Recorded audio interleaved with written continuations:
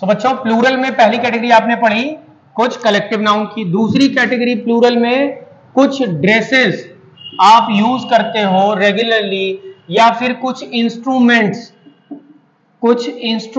या फिर टूल्स आप ऐसा यूज करते हो विच are always plural.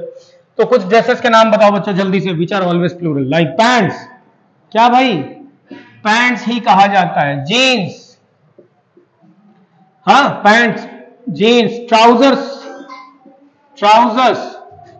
Pyjamas, shorts, briefs, breeches भी एक तरह की पैंट होती है। कभी आपने घुड़सवारी करते हुए लोगों को देखा होगा, so they wear some kind of pants and which is very tight, right, it is not loose, तो वो ब्रीचेस कहलाती है बच्चों। Breeches is some kind of pants. Breeches, short, shoes pair में ही पहने जाते हैं।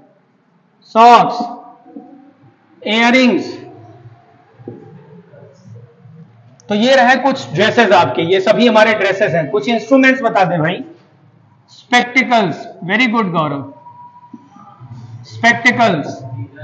स्पेक्टिकल्स को क्या हम ग्लासेस कह सकते हैं, हाँ गॉगल्स कह सकते हैं। अच्छा दूरबीन को क्या कहते हैं बच्चों? बाइनोक्यूलर्स कह देते हैं, बाइनोक्यूलर्स कह देते हैं। और बताएं भाई। टोंग्स का मतलब चिमटा होता है क्या? टोंग्स। पिंसर्स एक तरह का क्लचर है, एक इंस्ट्रूमेंट जिससे आप भगोना या बड़ा पात्र पकड़ते हैं, राइट, इट क्लचर है एक तरह का। पिंसर्स क्या लिख दिया जाए, समसी या समसी? चलो मैं समसी लिख देता हूं, ठीक है। पिंसर्स केकड़े के पास भी होता है, क्रैब, स्कॉर्पियन बिच्छू के पास भी होता है, it looks very horrible, horrendous. Pincers. Pliers जिसे हम लोग प्लास कहा करते हैं, प्लायर्स। सीजर्स, कैंची, सीजर्स। अच्छा एक कैंची आपने माली लोगों के पास देखी होगी, बड़ी कैंची जिससे वो फूल पत्तियां काटते हैं, उसे क्या कहते हैं? Shears, right. स्केल्स मतलब बच्चों तराजू होता है, स्केल्स। सीजर्स और शीयर्स कैंची ही है एक तरह की। सीजर्स आप घर में यूज करते हैं, शीयर्स जो है आप माली लोगों के पास देखते हैं। तो स्केल्स मतलब बच्चों तराजू होता है। तो सामान्य रूप से ये ड्रेसेस, कुछ ड्रेसेस आपने पढ़े, पैंट्स, जीन्स, ट्राउजर्स, पजामास वगैरह, और कुछ जो है इंस्ट्रूमेंट जो हमेशा प्लूरल रहते हैं। अच्छा स्पेक्टिकल्स के बारे में बच्चों कहा जाता है कि स्पेक्टिकल्स का एक मतलब होता है नजारा। स्पेक्टिकल्स नहीं तब हम उसे स्पेक्टिकल कहा करते हैं। तो एक वाक्य लिखते हैं, आई have never seen such a beautiful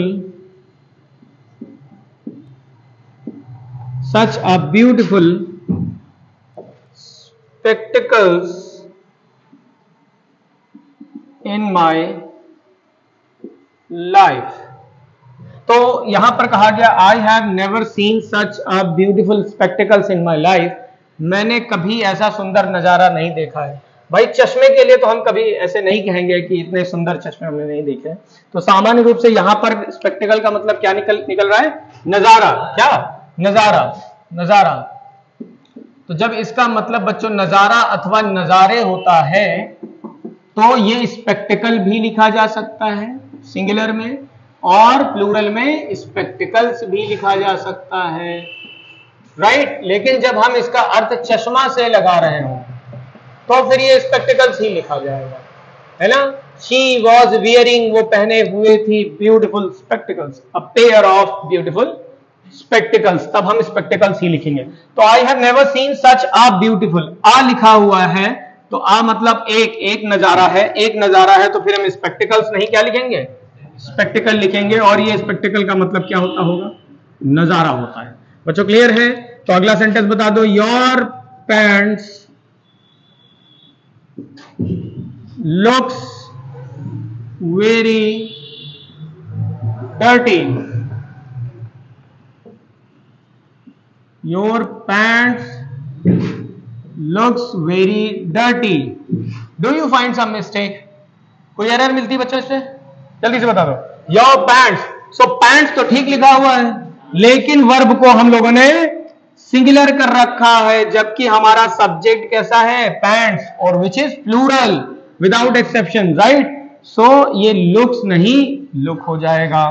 सो इस तरह से बच्चों एग्जाम में एरर देखते हैं।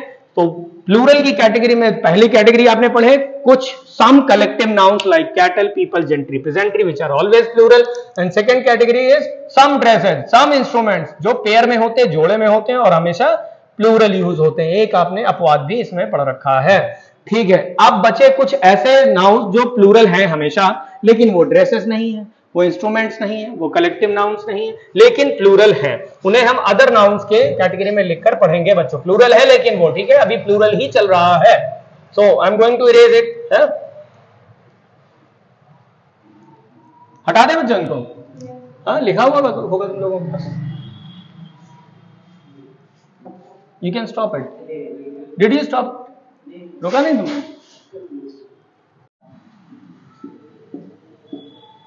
अदर प्लूरल्स, कुछ और प्लूरल्स हैं बच्चों जो प्लूरल हैं लेकिन ड्रेसेस नहीं है, इंस्ट्रूमेंट्स नहीं है, कलेक्टिव नाउन्स नहीं है, बट आर प्लूरल। जैसे थैंक्स शब्द आप बोलते हैं, थैंक्स, कॉन्ग्रेचुलेशंस खूब यूज करते हो। कॉम्प्लीमेंट्स, अच्छा दो कॉम्प्लीमेंट्स होते हैं बच्चों, एक ग्रामर में पूरक कॉम्प्लीमेंट, उसमें LE होता है, और ये कॉम्प्लीमेंट्स है जिसका मतलब सम्मान या फिर शुभकामनाएं। Regards, wishes, greetings. आर्म्स सुना है बच्चों? आर्म्स जिसका मतलब भीख होता है, आर्म्स मतलब भीख होता है। रिचेस, रिचेस मतलब धन।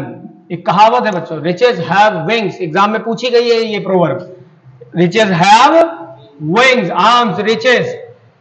अर्निंग्स, अर्निंग्स को भैया अर्निंग्स ही कहा जाए। सेविंग्स।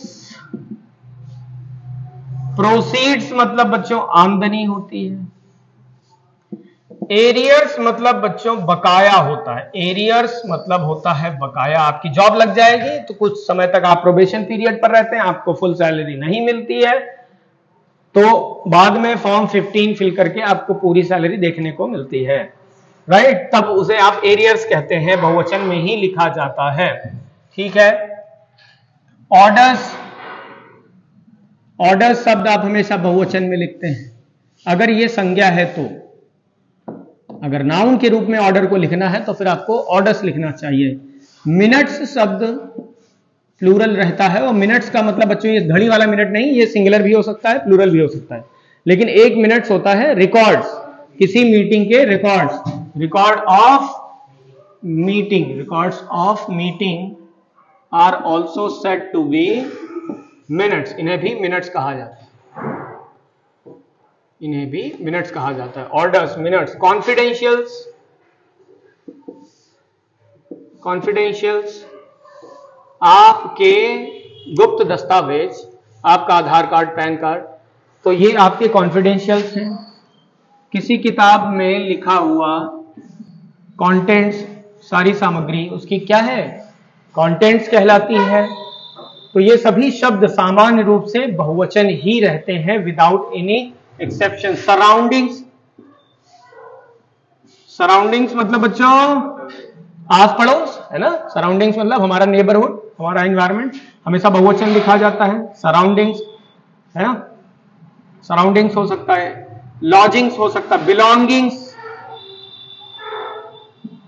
बिलोंगिंग्स, बिलोंगिंग्स मतलब बिलोंगिंग मतलब आपकी पर्सनल प्रॉपर्टी, आपकी सारी चीजें, आपका रबर कटर और आप जो भी अपने साथ फोन रखते हैं, बैग्स, वो सब आपके बिलोंगिंग्स हैं, ठीक है। आउट स्कर्ट्स एक शब्द याद रखें, आउट स्कर्ट्स। आउट स्कर्ट्स का मतलब बच्चों क्या होता है? आउट स्कर्ट्स का मतलब होता है remote area.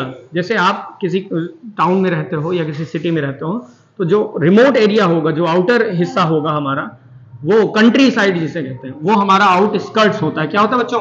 Out skirts. Country side आप लिख लें तो याद रहेगा, कंट्री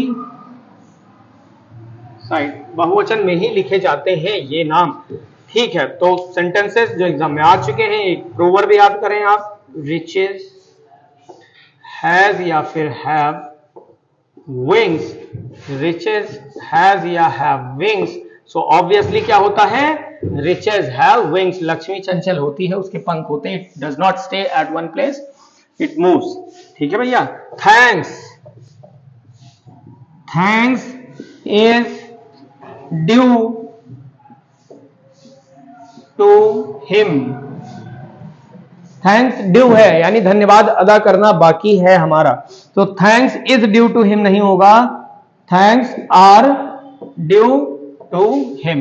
ठीक है भैया, कोई प्रॉब्लम किसी को इसमें?